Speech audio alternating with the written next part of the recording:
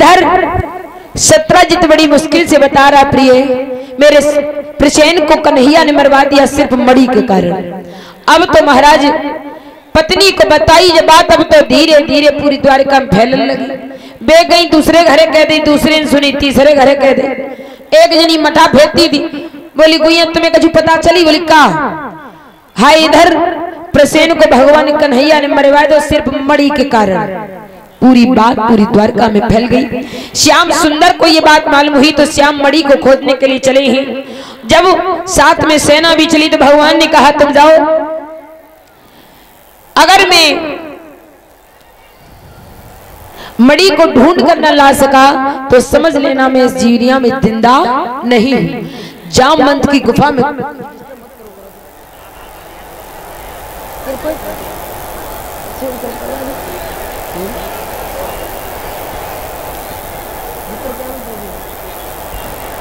महाराज अब तो इधर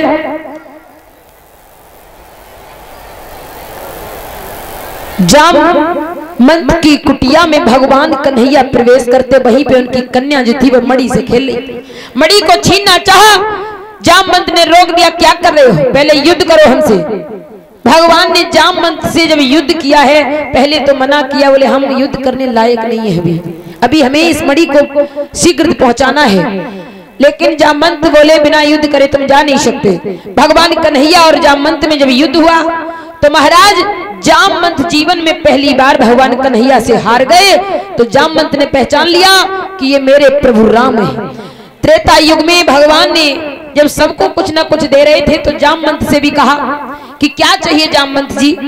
तो जामवंत बोले भगवान मेरी एक ही इच्छा है, आप हमसे एक बार युद्ध कर लो। तो प्रभु राम ने कहा कि मैं युद्ध नहीं कर सकते, अब तो हमने धनुष और बाण जमीन में रख दिए, अब मैं द्वापर युग में आऊंगा तब आपसे युद्ध करूंगा। क्योंकि भगवान कन्हैया भगवान के अलावा जामवंत से कोई जीत नहीं सकता था। जब भगवान कन्हैया जीत जाते हैं तो जामवंत हाथ जोड़कर बोले भगवान एक बार वही त्रेता युग वाला रूप हमें दिखा दीजिए।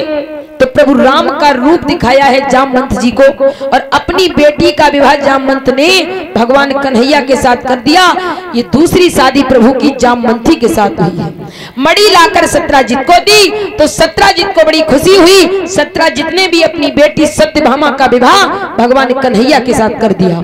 इधर भगवान सूर्य ने जैसे देखा कि भगवान कन्हैया ने बड़ी ईमानदारी दिखाई है तो भगवान सूर्य ने भी अपनी पुत्री कालिंदी का विवाह भगवान कन्हैया के साथ कर दिया।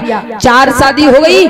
5वीं शादी नागजीत राजा की बेटी सत्या से हुई है। अब महाराज मित्रविंदा से भी शादी हुई है। 7वां विवाह प्रभु का भद्रा के साथ हुआ है और महाराज 8वां विवाह प्रभु का लक्ष्मणा के साथ हुआ है। ये प्रभु की हो गई 8 शादी। अब प्रभु की बात आती है कि भगवान की 16,100 शादी कैसे हुई। वैसे तो प्रभु की 16,950 विवाह हुए हैं। 109 विवाह साढ़े कैसे हुए? आदि शादी मैया राधा के साथ मांडकी वन में ब्रह्मा जी ने स्वयं कराई थी। आदि क्यों बोली जाती है? इस कारण आदि शादी बोली जाती है। महाराज ये पति पत्नी बनकर कभी रह नहीं सके घर में, इस कारण इनकी शादी अधूरी है। और एक 9वीं शादी भगवान कन्हैया की कुब्जा के साथ हुई है। प्रभु की शादी हो गई 9.5। अब आ जाइए 16,100 विवाह कैसे हुए। इधर भगवान कन्हैया के ही क्षेत्र में एक क्षेत्र पड़ता है। भौमासुर नाम का राक्षस था जो सुंदर सुंदर स्त्रियों को अपने कारागृह में बंदी बनाता था। ये बात भगवान को मालूम हुई कि एक भौमासुर नाम का राक्षस बेटियों को बंदी बनाता है। 16,100 कन्याएं उसमें एकत्रित हो चुकी थी। भगवान ने भौमासुर नाम के राक्षस का उद्धार किया और जैसे उद्धार किया महाराज इधर 16,000 बेटियां जो कारागृह से निकली भगवान से बोली भगवान अब इस दुनिया में मुझे कोई अपनाएगा नहीं। अगर बेटी एक रात के लिए कहीं गायब हो जाती दुनिया वाले 4 बातें बनाते हैं, तुम्हारे अलावा किसी का दरवाजा नहीं खुला प्रभु, अब आप ही हमसे शादी कर लो। भगवान ने शादी नहीं की लेकिन 16,000 स्त्रियों ने भगवान को ही अपना पति मान लिया। प्रभु की शादी हो गई 16,109 विवाह। इधर प्रभु की शादी की चर्चा श्री सुखदेव जी महाराज कर रहे, तब तक राजा परीक्षित 7 दिन तक नहीं उठे। एकदम से खड़े हो गए, बोले क्या कर रहे महाराज, एक बार मेरे भगवान की शिक्षा तो बता दो, मेरे प्रभु की शिक्षा कहां पूर्ण हुई, इनके गुरु कौन थे? सुखदेव जी बोले बैठ जाओ, हम बताएंगे। आपने शादी का प्रस्ताव रखा, अब बैठ जाइए, हम बताएंगे।